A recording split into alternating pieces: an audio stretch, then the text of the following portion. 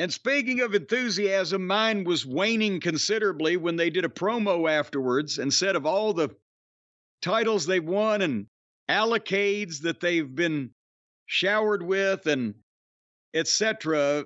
They got one thing left to do. And then they say, Young Bucks. And I'm like, oh, God. Oh, God. How about we finish our business at Wembley Stadium? All right, if FTR defends successfully against the Bucks and they win the 2 out of 3 trilogy, that ain't happening. Then I will be more than happy to suffer through that match. But if this is a now they've signed again, so we got to have belts back.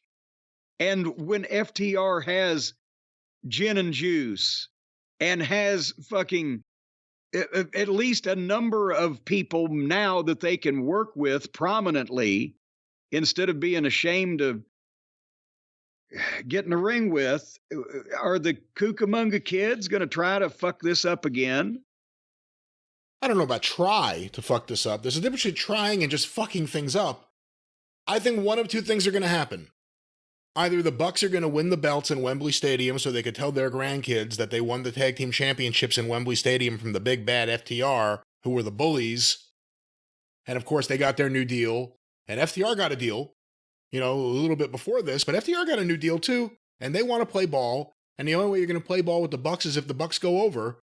The only other option, and it's kind of the Hail Mary, FTR goes over because Punk interferes. Bucks got their new contract. They're willing to finally do some business, but... Well, that ain't happening. Yeah, I got my fingers crossed on that one. Yeah, I'll tell you where I'm putting my finger on that one. That's the problem. FTR, and the truth is we don't know what that giant crowd will react to. Will it be a crowd that loves FTR? Will it be a Bucks crowd? Will it be a dueling chant crowd? But FTR is having another year where they're Tag Team of the Year. And I think it's probably a safe bet that another tag team doesn't like that and they're going to do what they can to change that. Jesus Christ. Well, you know what? Our fans in the UK across the pond there in the vicinity and parameters of Wembley Stadium, this is a question we have not asked those people.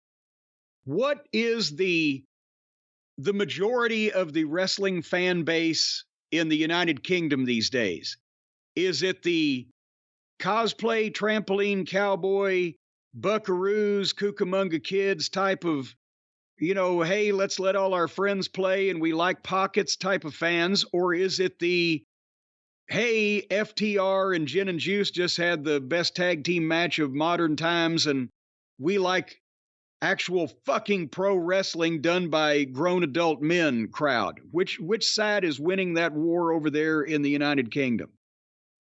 We don't know. I'd like to hear some feedback. I will say this, though. If there was ever a chance that the Bucks would do business, what better way and what better place to kick it off than Wembley, knowing that you got to heat things up for a pay-per-view the next week in Chicago?